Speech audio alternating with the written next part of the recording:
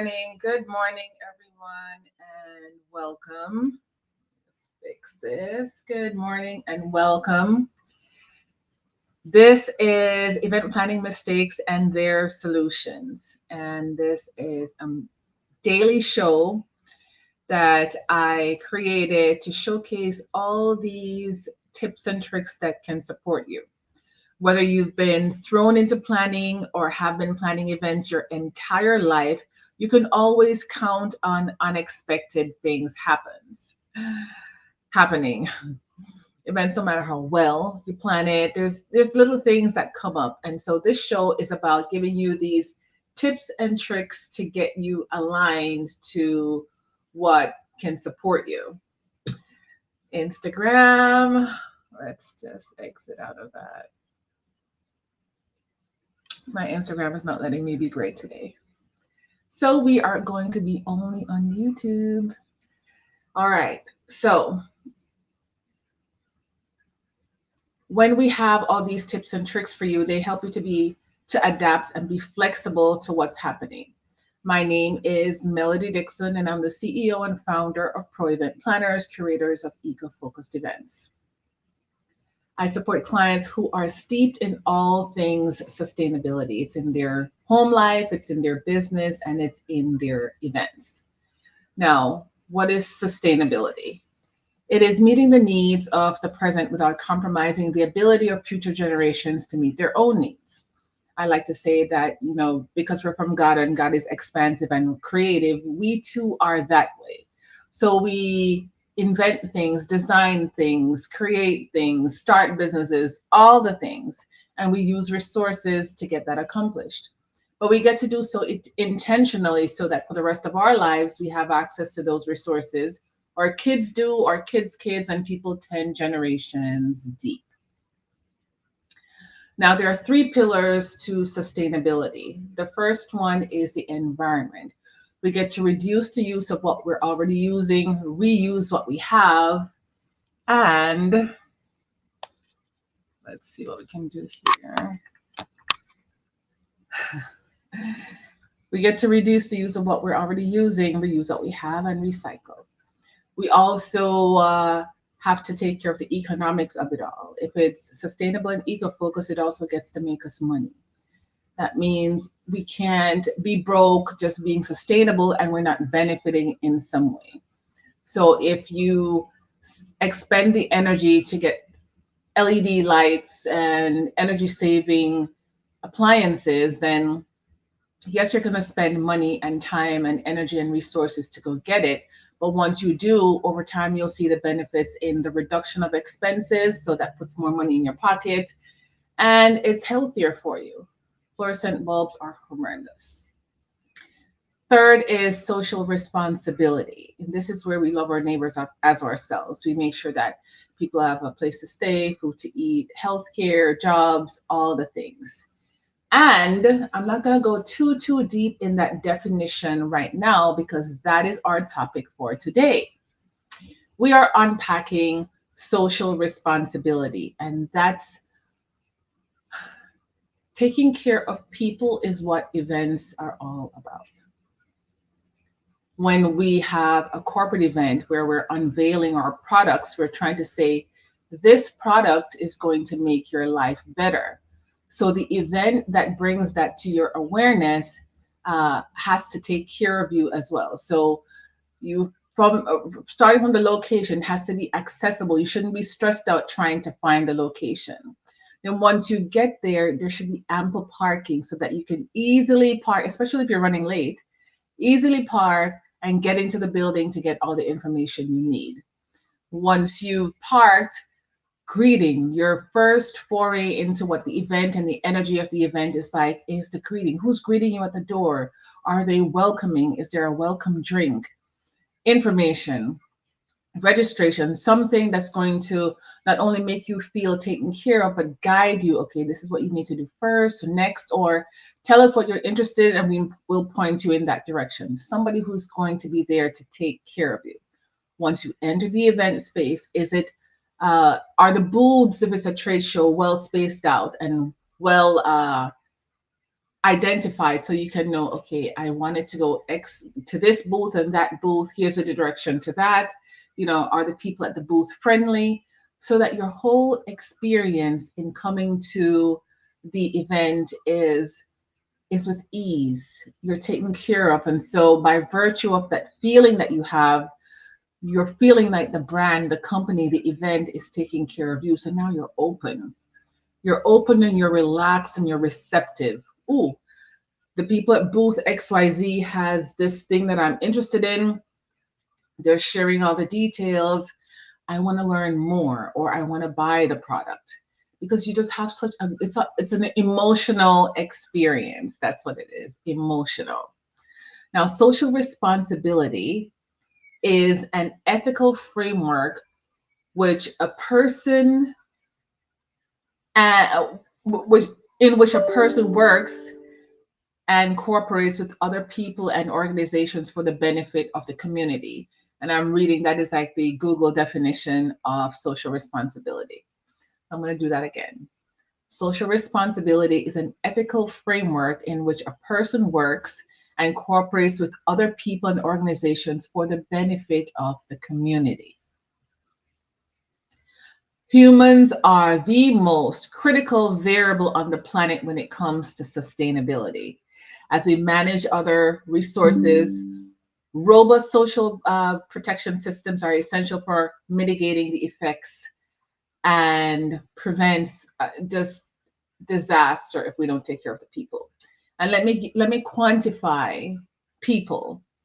There are 7.95 billion people in the world as of 2022. 333.3 million people are in the US, and where I am in South Florida, Florida has 22.24 million people as of 2022 as well.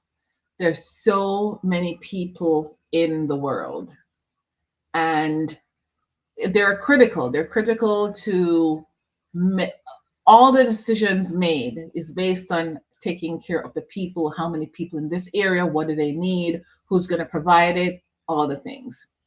Sustainability in that respect begins when people, regardless of where they are, can access opportunity, knowledge, and skills to improve their living standard. And that's why I always define it as loving our neighbors as ourselves. We make sure people have place to live, food to eat, have jobs that can earn them a living to do all the things for their family, access to health care, access to mental health, which is your wealth, support, clean parks, clean ocean, clean beach, all the things that make people feel good. Because when you feel good, your mind is clear. And then your mind is clear, you make better decisions. You really don't want a stressed out, depressed person working on your business or in your business, because their mind is not present to the task at hand. And if the mind is not present, they can make a mistake, and the mistake can be an expensive one.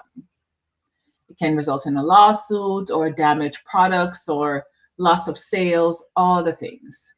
So it makes sense to take care of our people.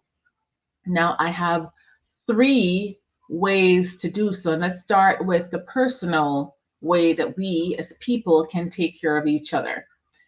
And working for the community, such as like volunteering, giving blood donations, and working at a food bank or animal shelter. Those are some easy ways to take care of people. What I've done in the past is, since I used to go out to work, I had all these work clothes. And over time, sometimes I gain weight, lose weight, and things don't fit right anymore. I would donate them to women in distress and kids in distress. Like my kids' clothes, they're old, but old to them because they've had it a while, but it's in good condition. And their toys, we donate it to kids in distress and women in distress. And that's in Fort Lauderdale, Wilton Manors. People don't, Goodwill, that's just not that 5 minutes from my house. And they support people who are trying to get jobs. They give them work clothing and things like that. And the things that they have that they sell, it goes towards helping people find jobs as well. So there's, on a personal level, there's so many opportunities. Another organization that I supported last year was JURA, the Jamaican United. Don't kill me. Let me just make sure I'm JURA. Jamaica United Relief Association. Whew. Totally drew a blank. So I supported them on 2 events. They had a reggae jazz festival, and I helped with the setup and providing some resources and direct the people and just volunteered. They also had an Independence Gala. I supported there as well. And they do a great job of buying equipment for the hospitals in Jamaica, sending home clothes and shoes. And in Miami, they feed the homeless and do backpacks, so many good things. And there's a myriad of other philanthropic organizations that welcome, that look, and they're desperate for volunteers. So I want to encourage you to go out there and volunteer. So volunteering is just a big way. An organization that still is dear to my heart is Because I'm a Girl. This is an organization by Plan USA, and they help little girls in Africa because in some places, women or girls getting education is at the very, very bottom of the list. So they'll send the boys to school, and then they will have the girls go fetch water because there's no stream or river or water resource in the village. So they have to go somewhere to a river or to some kind of area where they can fill containers of water. And it's miles, and they have to walk to and walk from. And sometimes on the walk to, there's creepy creeper men waiting, and they rape them, and some of them get kidnapped, all because their family's like, you're really not worth, just go get the water and bring it back. That's all you're good for. And then you're going to be a wife to some old guy while they're like 12, 13. These like 40-year-old, 50-year-old men would want to marry these little girls and get them pregnant. Now, at 12 years old, 12, 13, 14, you're too young. Physically, you may have the capability to have a child, but really and truly, your body can't really manage that. And so some of them get what's called a fistula, which is like I want to say, damaged area between the uterus and the colon area. I'm not a medical professional, don't quote me on that. But the issue is that they can't hold their poop, they can't hold their pee, and so they need surgery because their body isn't ready, it's not big enough, the hips are not wide enough, and everything to manage birthing. And so they get damaged in the process.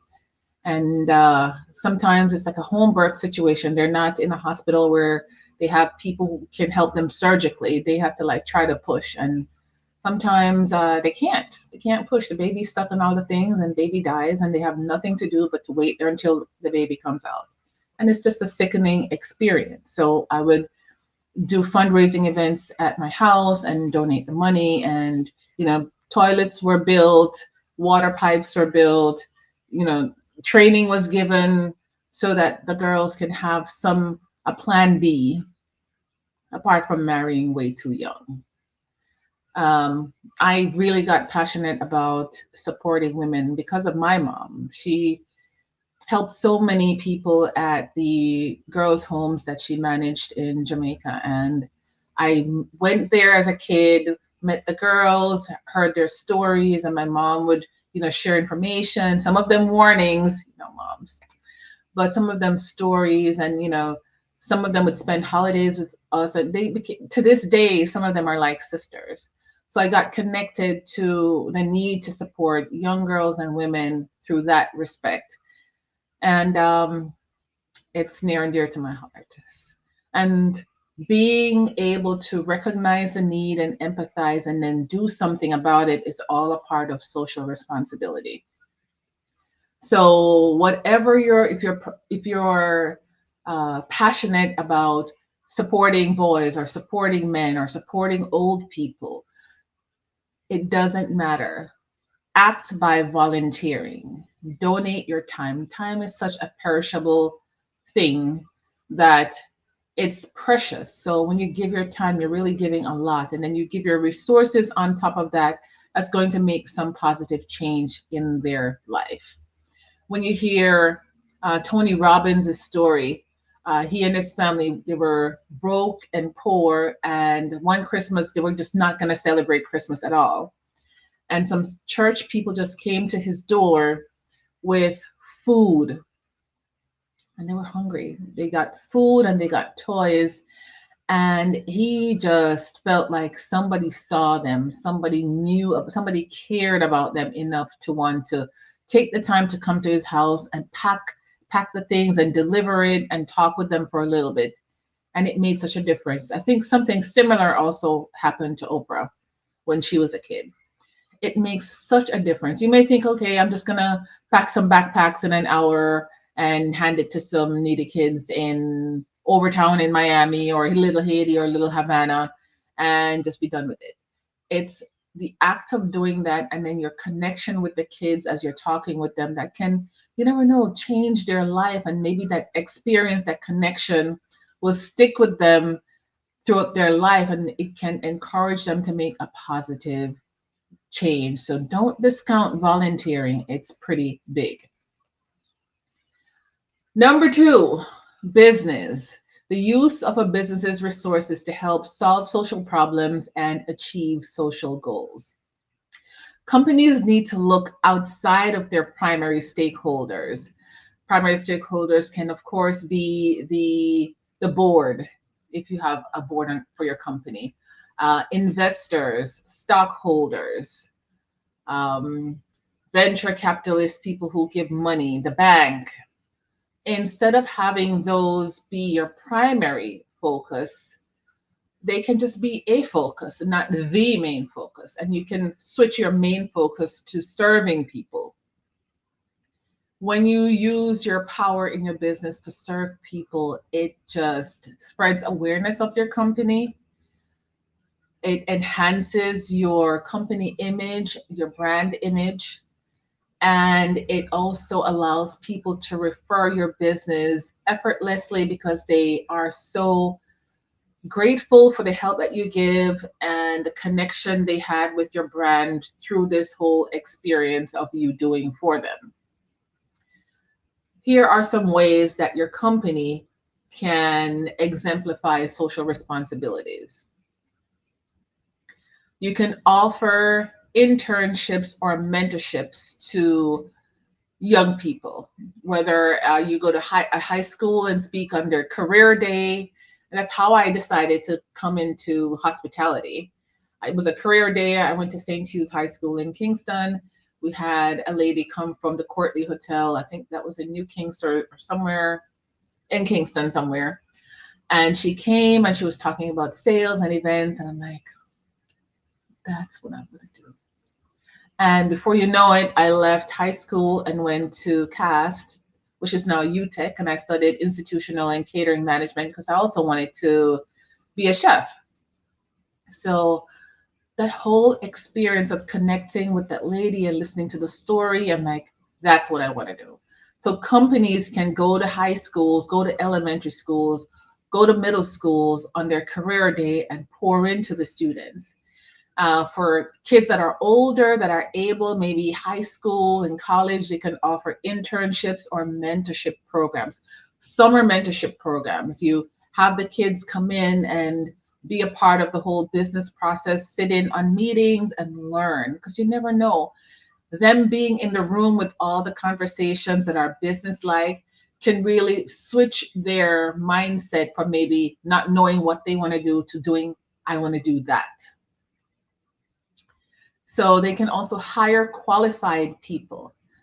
I know throughout my 30 plus year career, I've been on a few interviews. I've stayed with the companies once I got to a certain point for a longer time, but initially when I was climbing and just got in the industry, I was interviewing a bit.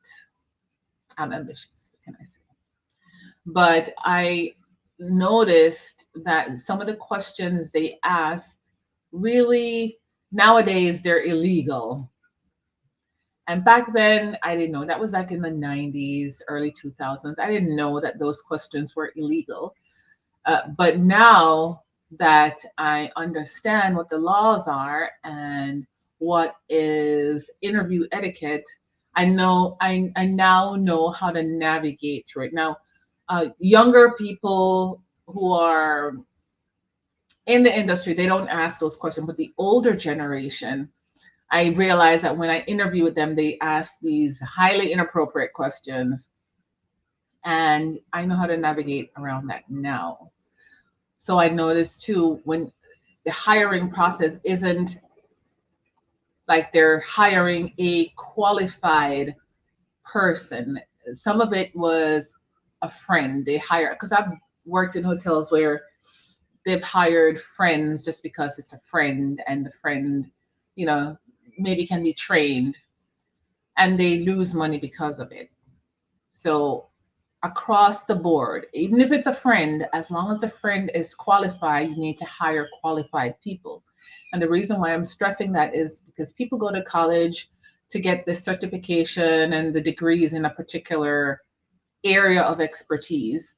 And so when they apply for the job, as long as they have the experience and the knowledge and the qualification, then they should get the job versus just hiring your friend or family member just because they are. They can ride for a little bit and get paid the money and be working. I had this one hotel owner hired his wife as director of decorations. That's totally not a job. It's not a job. But it was done. It's their hotel, and they probably wanted a way to give her income and have, whatever it is. I mean, it's not real. All the staff knew, but what could they do? Hire qualified people. You're going to see the benefits in your revenues increasing and your client base increasing, with and service levels increasing if you hire the right people for the job versus people you just know. Then I want to say hire more women. There are a lot of companies who value the experience and education of men over women. I've seen that in the hotel industry, and it's not particularly my favorite. I understand there's like a good old boys club situation going on. And in my experience, I've seen guys hired who just have no experience or best practices to help them navigate. So they'll say things like, let's find a solution. And then they look at me, AKA Melody, find a solution. Tell it to me. I'll go say it's my own and that I solved it, and I'll get the praise and the raise. And you'll get a go, way to go, team. Been there, done that, not doing that again. So I'd like to encourage people who have businesses, hire more women, because we have the ability to learn and discern, and the mix of both make great business decisions. Yes, they may discount women's feelings, but it is those same feelings that see potential or things to be concerned about when it comes to business. Like, women get a sixth sense when there is a guest coming up and they're shady. And then before you know it, cops are called and all the things. And they're like, I knew there was something off about that person. But we discount the woman's ability, their intuition to discern or see danger where it isn't visually readily available. It's more like a feeling. It's worth everything because they're able to see things before they happen. And it's a good way to protect your business, not only Do they have the qualifications and the experience, but they have that extraness, that extra sauce that allows them to excel? And then hire old people. They still want to be viable. I mean, Walmart and Publix does a great job of that. Really old people who may not have the resources to retire and just be home with the grandkids, they still have to work. Maybe the person has the resources, but they're bored. They want something fulfilling. They want a purpose in life. They want to be doing something. So hire them. They have a wealth of experience, especially if they were business people in their younger years. They have seen the turn of industries and the economy several times over, and they have experience and knowledge that can benefit your business. So hire young people, whether it's through internship or mentorship programs, hire qualified people, hire more women, hire old people. Okay. And the third one is events. This is, of course, near and dear to my heart. When it comes to social responsibility, it is important to have a safe event environment. This is for your guests that are coming in. So it starts from how you present the information about your event to your audience, to your attendees. Is it clear? Is it giving directions? Is it like, this is the dress code, this is the price, this is the date and time, this is where it's going to be? Clear, because if there's no clarity, then you're in your head about it, like wondering. Is the event venue in a safe environment? Is it easy to get to? And then once they get there, the staff, are they greeted well? Is the registration clear? Is the process easy for them to go through? Is it a manual process or with somebody in front of them, or is it kiosk, or is it a barcode, or is it through an app? All the ways you can make things easy for people. And there's some events that have two types of registrations. For those who are tech savvy, they go to the kiosk and make that happen themselves. And for those who may not be tech savvy or like to have the in-person contact, then they have a registration table. And between the two places, the people feel taken care of, because the event hosts discern that some people like to be a little on the techie side for speed and ease, and they just want to check in themselves and be on their way. And there's some people who like to interact and talk. Okay. And then there's kindness to the community. This is where at the end of your event, you can take the leftover food and donate to organizations, whether it's for homeless shelters or a children's home or women's shelter. Just any place you think that could use the food left over from the event. And the food has to be safe and clean and all the things, because they're people, we're giving the food to people, so we get to be kind to them as well. Now, discerning all of that when it comes to social responsibility as it connects to your business and your events, it takes some foresight. It takes somebody who's interested in it, passionate about it. As you heard me go on about my whole experience with volunteering, and especially with helping women and little girls. If you have an event and you're passionate about any sector of the community, whether other people agree or not, that can be represented in your event. That can look like, if you love pets, you can have at your event a little area, maybe in the hall outside of the event space or somewhere in the parking lot, where people can go and adopt puppies or donate to shelters or anything to do with animals. They can have access because you, the host, you're passionate about taking care of animals. If it's about plants, it's the same thing. You can have like a seed exchange at your event. If it's planting the seeds, maybe you can have it be a metaphor for doing business, watching the relationship grow, and you offer seeds to people. There's so many ways.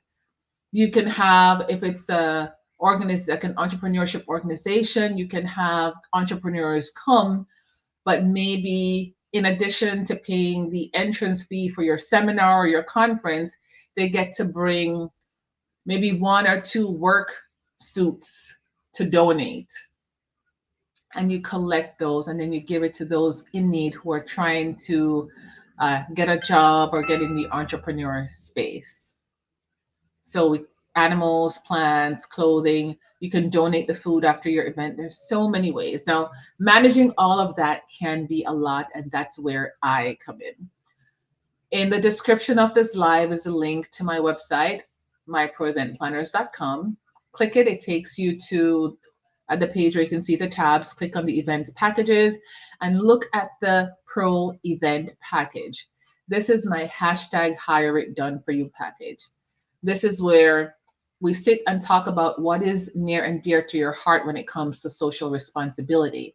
What is the company aligned with?